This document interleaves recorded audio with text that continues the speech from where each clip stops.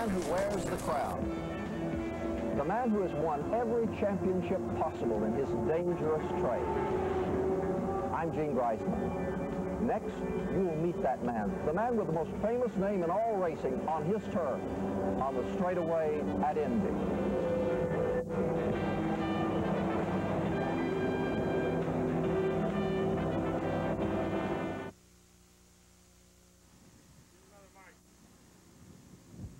This is Riverside International Raceway in California, where the final race in the Winston Cup Series for 1983 will be decided today. And just 1 hour ago, one would not have given a plug nickel for the chances of this race running. Torrential downpour, a kind of day that looked better for Valkyrie maidens to come out of the mist than 3,700-pound stock cars to hellhound this 2.6-mile track. But now a stiff wind, as you just saw from that flag, has come up 25 miles per hour, and it looks as though they're going to get it in. And we may get a decision as to who will win the championship between Bobby Allison and Darrell Waltrip. Working with us today on SuperStation WTBS, I'm Ken Squire. This is Cale Yarborough, twice the winner on this track, and now the danger factor increases after all this rain. Well, it's sure going to be tough, Ken. You know, this is a 9-turn racetrack, and the racetrack itself is still a little bit damp. The sand and dirt on the outside of the racetrack is going to be turned into mud, so it'll be a lot of mud slinging here today. Indeed, there will be. First car out is Dale Earnhardt's machine, and we'll be back with an update later. You won't see another news show like this in a month of Sundays. It's the Week in Review. In 1 hour, catch up on the week's top news and feature stories gathered from around the world by Cable News Network. Nowhere else can you see a week's worth of headline-making news put into perspective as they develop. The Week in Review. Tonight at 9:05 Eastern on SuperStation WTBS. When it comes to bringing you the best in big-time racing, TBS Sports has the winning edge. And you'll have the winning edge today when Cale Yarborough joins Ken Squire for live flag-to-flag coverage of the Western 500 from Riverside. Get an insider's view of the duel between Bobby Allison and Darrell Waltrip for the Grand National Championship. Catch one of the closest finishes in Grand National history. Today, 2:05 Eastern, only on SuperStation WTBS. Remember, TBS is where the big boys race. You told me once that when you go around the laps, it's really in terms of inches. We were talking about that. When we talk in inches, when you look at the radius of this turn, for instance, that's in front of us, and you figure, how in the world, when he approaches this 200-plus miles an hour, is he going to figure he's going to be able to just wind up on the inside of the track, of that line, and then just pick up the wall right on the outside within inches, but you can. You will. It's amazing. It's just, you play it that close. You do it, not the first time, but you'll do it the second time and the third time around. It's amazing. You have to know the car. You don't do it the first time you arrive here.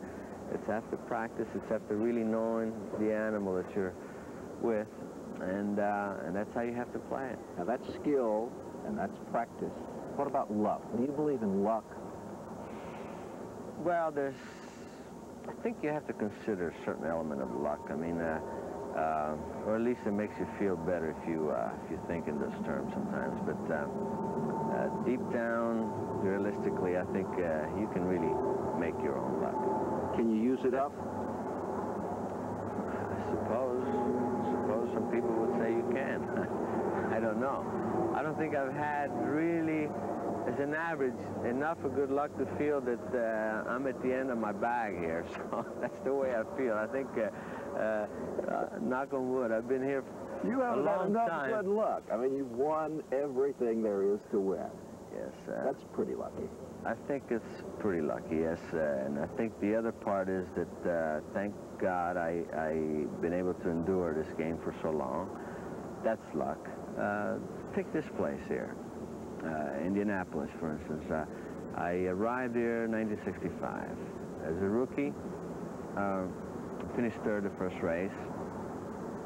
The next two races, 66, 67, there was a time where I was in the enviable position of, I think, having superior equipment. I think my car, for some reason or other, was just better. I just felt that those years, they had to beat me. I didn't have to beat them. Believe me, it's just that the car was that good. And I could have probably won two of the easiest races of my career, in 66, 67. And both years, just bad luck set in, if you will. Just silly things happened to the car where I was eliminated early. One year with just a flaw in one of the parts in the engine and the connecting rod, which is no fault of anyone. It was just, it was not straight. And I led this race on 7-cylinder with an 8-cylinder for about 12 laps. And I couldn't believe it. It was Jimmy Clark, the world champion, the man that won the year before. He was behind me, and he couldn't pass me, and I was on 7-cylinder. I said, what if I had all 8? I would just run away and hid. And that put me away. And the following year, pretty much the same way, and wrongly machined wheel. We had no control over the wheel. The tire companies handle all the wheels and the tires. And the wrongly machined wheel didn't just set too well with the register on the front tire, and the wheel come off. Just coming down the straightaway here. And it was another, just a fluke. But talking about luck, you came here the year you won, and the car that you were supposed to drive, you wrecked, and you won with a backup car, didn't you? Well, yeah, like I said, sometimes I think you get repaid. Has there ever been a time when you've had real self-doubts about yourself, when you thought, hey, maybe Andretti is a has-been? There are times, I never really felt that I was a has-been or anything like that, but there are times when you do doubt your abilities, and that's when you get into a slump. I had to deal with some dogs, racing cars that just didn't want to know. And after a time you wonder, I mean, where have I been? I mean, it's been so long here, I just can't make this thing work. Just can't get to understand it. Maybe I'm not driving hard enough. And that's the most dangerous time of your career, because that's when you'll start doing things that are against your better judgment. And I find that 99% of the time, this dog will bite back. You look sad for a lady on her birthday. It's a big one, Al. I see. I guess there's nothing flavor-rich makes that could change that. Like creamy ice cream? You're only as young as you feel. Everything flavor-rich makes smiles. From ice cream to milk, you'll find great flavor-rich taste. Mmm. Besides, you're not the big 1-0. You're a perfect 10. Oh. Fresh taste from our family jewels. They've waited 61 years to play this game during the regular season. So get ready for a blockbuster rivalry between two top-ranked teams when Louisville collides with Kentucky. Kentucky's phenomenal Sam Bowie is back from a 2-year layoff, and he'll team up with massive Melvin Turpin. But Louisville returns with their 2 leading scorers from last year, Milt Wagner and Lancaster Flash Gordon. Louisville at Kentucky, the Battle of the Bluegrass. Saturday, November 26th, 8:30 Eastern on SuperStation WTBS. Indy, an event that transcends all others in auto racing. Almost 500,000 people gather to see some of the finest racers in the world, and those sometimes referred to as squirrels. Mario was Rookie of the Year 1965. 4 years later, the name Andretti went on the trophy.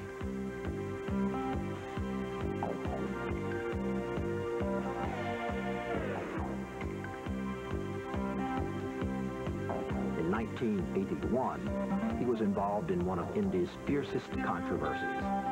Bobby Unser, who had beaten him, was penalized for illegally passing several cars as he returned from the pit area under the yellow. The race was awarded to Andretti, but several months later, they reversed the decision and gave the title back to Unser.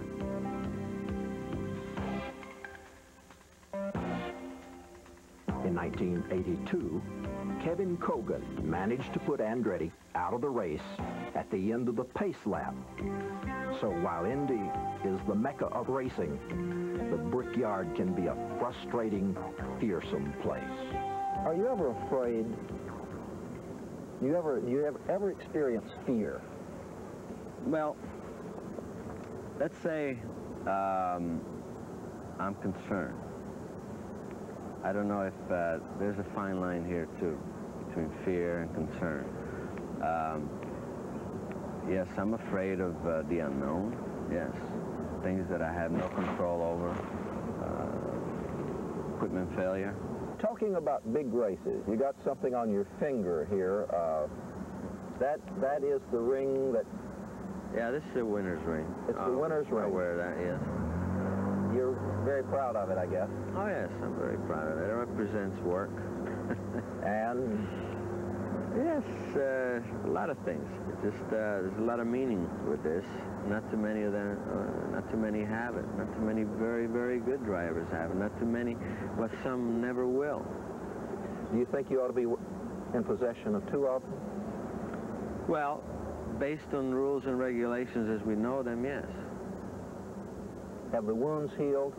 Those will never heal. I've had many disappointments as we talked, and I think things that I didn't deserve, things that shouldn't have happened, things and all that sort of thing. But I feel a lot of this goes with the territory. You just have to prepare yourself, and you have to be able to absorb it and take it and forget about it. Of course, we're talking about this. No, 1981. Right? 1981 is there you're touching a nerve, no question about it. Still. Because absolutely, you know, it's the one that really gets to me because if you look back at the way it was handled by the sanctioning body, I mean, it was absurd, preposterous. It could never make sense to me under any circumstance, because basically the rule is black and white. It's solid. The rule applies to the man who finishes, crosses the finish line first, second, or last. And I think they only rule that way because Bobby Unser crossed the finish line first. Had he committed the same infraction and finished second instead, there's no doubt in my mind he would have been penalized. This situation was treated differently only because he crossed the finish line first. And even Indianapolis Motor Speedway must abide by the rules, because the same rules that they work here, they work in Milwaukee, they work in Atlanta, they work everywhere. You see, that's the part that I will never, ever accept. Never. Indy's still a special place, though, isn't it? Yes, it is, of course. Is it the place? Well, it's considered that. Do you? I have to go along with it, yes, because all the hoopla, all the fanfare, it's all here. It's the best-known event. It's the best-known auto race in the world, no question about it. It's the only event that when you win it, you get fan mail from Tibet, from New Guinea. Fan mail from Tibet. That's right. I mean, who in Tibet knows about Andretti? They know about Indianapolis.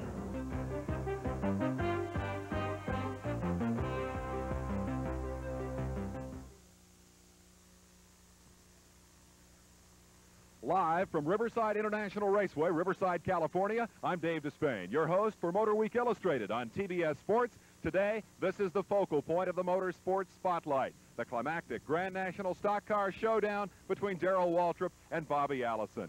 As if there were not enough pressure on these two athletes, the weatherman has delayed the start of this final episode of their season-long drama. A wet racetrack. Here you see the efforts of man assisting the efforts of nature in drying the Riverside Speedway, which has been rained on this morning.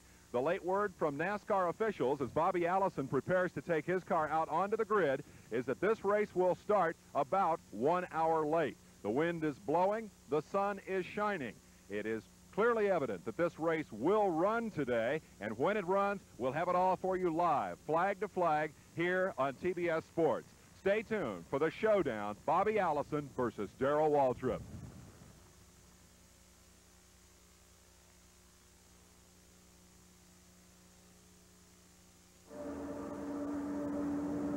The real thrill for you is not going 200 miles an hour around that track, is it? What is the satisfaction there? I think for any professional driver, the speed in itself is not really where the excitement is. The thrill here is to be able to, again, go to the limits. To be able to just, you're working with the car, with a machine. And to be able to take that to the limits, flirt with those limits. That machine, anybody could take it out there and say, do 200 miles an hour in a straightaway, 150 miles an hour in a corner. Anybody. The trick is to be able to take that machine down straightaway, 200 miles an hour, enter the corner 200 miles an hour, and come off that corner about 192. That's the trick. And that's where the excitement is. That's the thrill that we really get. That plus the fact, okay, this you're measuring yourself against time and that machine, and then in the race itself you're measuring that. You're trying to keep that control, plus you have somebody to chase, or you have somebody chasing you. Do you ever go beyond the limits? Oh, it's happened. You bet. Yeah. How long can you go beyond them without trouble? No, you just, as soon as you go, you're pretty much facing the problem. You know it? Oh, yeah. You either lost it or you just saved it and you were lucky. And you did, like they say, a great job and you don't know how or why, but somebody else maybe did it for you. Let's talk about somebody else. Are you religious? Yes. Yeah? Yes. Devout? I'm devout. I've always been a good Catholic all my life. I believe. I miss Mass now and then, and I use the excuse that I have to work. I could probably try a little harder. Do you do much praying on the track? I have my little prayers. Yeah? Oh, yes. Very secret little prayers, of course. I depend on that. I think it's not weakness, it's strength. Are you superstitious? Any rabbits feed her? Not really. Would you race if there were no audience? Probably not. It's a good question. Never thought about it, but probably not. Probably not. I think it's show business. You want to show what you can do. Show yourself, yes, that's satisfaction, but you have to satisfy yourself first. Then you feel when you've done that, you're going to be a tough critic on yourself. Then you feel nobody has to come over and just pat you on the back. You know that you've done all right. You know people are talking about it, and it's good. You mentioned to me once that if you lose your concentration and you're in the office, you simply fall asleep. Yes. Yeah, you could fall asleep, and if the boss catches you, you could be fired. But you lose your concentration here, and if it's at the wrong moment, you could make a very, very bad misjudgment somewhere that you may not be able to recover from. And it's a perfect example here. In fact, I was leading the race by just about a lap here in 1969 when I won it. And it was just coming down to the last strokes. And I was coming, well, second turn, I was coming down to lap a car. And it's, like I said, there was nobody chasing me. All I had to do is bring this baby home, another 10 or 12 laps. And it just, the man was just going actually slower than I thought, and I just misjudged it. In the last moment, I had to do a real abrupt maneuver in the middle of the corner, and I almost lost it. Almost lost it because I had to turn right in the middle of the left-hand corner. And when I had it on my recovery there, I was just absolutely almost into the wall, and that got my attention, I tell you. And I had enough attention span there to go another 500 miles from there.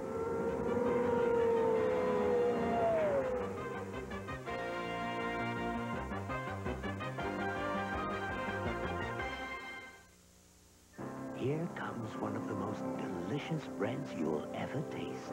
It's Pillsbury Quick Bread Mix with wholesome fruits and nuts. There's cranberry bread, carrot nut bread, date bread, all from Pillsbury quick bread mixes. All easy to make. 3 minutes from box to oven. 1 second from plate to mouth. The freshest ideas are baking at Pillsbury. $500 for a self-cleaning oven? I can't afford it, but I hate oven cleaning. Get Easy Off Spray, our closest yet to a self-cleaning oven. Oh? Because Easy Off does most of the hard work for you. Fast and easy. Its foaming action quickly penetrates baked-on grease and breaks it up. So wiping's simple. Really clean, and I love the anti-fume valve. Easy Off makes oven cleaning easier. Today's Easy Off Spray, our closest yet to a self-cleaning oven. Race drivers have two families. The one Mario sees most often is his crew, for whom he has a special feeling. I have to love these men to work with me because there's so much trust that you have to have for them to be able to function. You look at everyone as this man can make me or break me, and this man I know can make me. He's good for me. And I look at everyone, every single one in that light. I adore them because in a moment of need, they're there. And when you're out there and you love when they perform, they pay attention to your needs at the time. Because many times you feel like you're desperate out there. And you radio back, boom, they're ready, you know. And there's something there, there's a feeling that you develop for them that they're so important to your career. Career is more than the track, the pit, or the crew.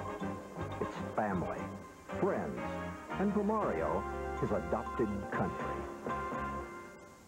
Okay, let me ask 2 or 3 things I noticed. You have the American flag on the back of your helmet. Are you a patriot? And if so, why? Well, I'm an American by choice. I wasn't born here. I became an American. I became an American citizen in 1965.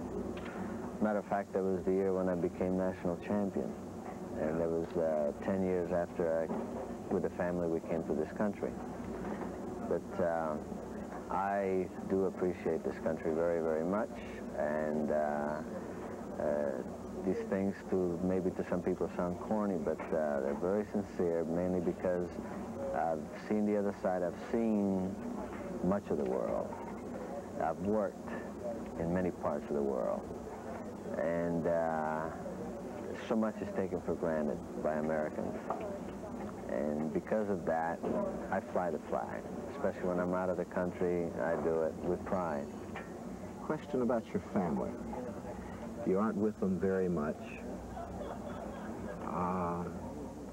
How can you maintain any family ties when you're gone so much? Well, I think our time is that of quality rather than quantity. I think when I'm home, I'm home. We're really together, we do things, and we appreciate one another. I think so much more than even the average family man that's there all the time, but he's not really there, is he? Yeah. They're taken for granted. I know friends of mine that probably don't see their kids any more than I do. There's something they feel, well, they're around somewhere, so we're there, but they're not really there. Right? Go home, let's go to dinner, let's go to, we do things, more things together probably than the average family, so that has kept us together. My family collectively and one by one has traveled with me on many, many occasions, and that I think is very important. And I found that I got to know my kids even better by doing just that, having that opportunity to spend a week, 2 weeks alone with your boy, girl. So, like I said, there's some good that can come out of all this after all. On the surface, it seems like all the negative, but it's not. Question about your son. He's going to be racing with you soon. How do you feel about your son in this very dangerous sport? I wish you wouldn't do it. You do? Yes. Quite frankly and sincerely, we've talked about it, and he knows how I feel, and that's why it had to come from him, only from him. He had to express a desire, a genuine desire to wanting to do it, and then and only then I would say I would consent to helping him. And he has shown me that, and obviously I cannot be a hypocrite and not help him. I've had that experience before. Why don't you want him to race? Because I know the negatives. There's too much downside. With all that you can achieve out of this, there's a hell of a price that you might have to pay for it. And if he wants to pursue it, or both Mike and Jeff want to pursue it, they better know and be prepared themselves, mentally, without kidding themselves, that it's no bed of roses by any means. What's the downside? Downside is the fact that you could injure yourself permanently, or even die, of course. You think about death? Everybody does. Yes, we do think about it, yeah, of course. It's just, I don't dwell on it. Just think about it, of course. I'm human. Are most of your best friends drivers, or are they outside the racing world? Outside the racing world, really. At the moment, I'd say at the moment I qualify that statement because I don't have any close friends. I've had. They're no longer here. And it just left so much of a void, yes. Just specifically teammates. One was Billy Foster, Canadian. He and I were very, very close. And the other two were Swedish drivers. Both were former teammates of mine with Lotus. And one died very young of cancer, and the other one was killed in a race car. Does that make you cautious about close friendships now? In this business, yes. No. Yes, it does, because it was just really hit close to home, and it was different than what I had experienced. The unfortunate side is that I have experienced this before naturally. You know, there are many that I've known that are no longer here, and it's always a tragedy to us as it is to an outsider to see that happen naturally. But you somehow, you almost prepare for it, or you're willing to accept that much easier than if you really, when you know somebody, it's family, and family is different. Special thanks to Mario Andretti, his crew, and the wonderful people at Indy. I'm Gene Griessman. We're glad you joined us.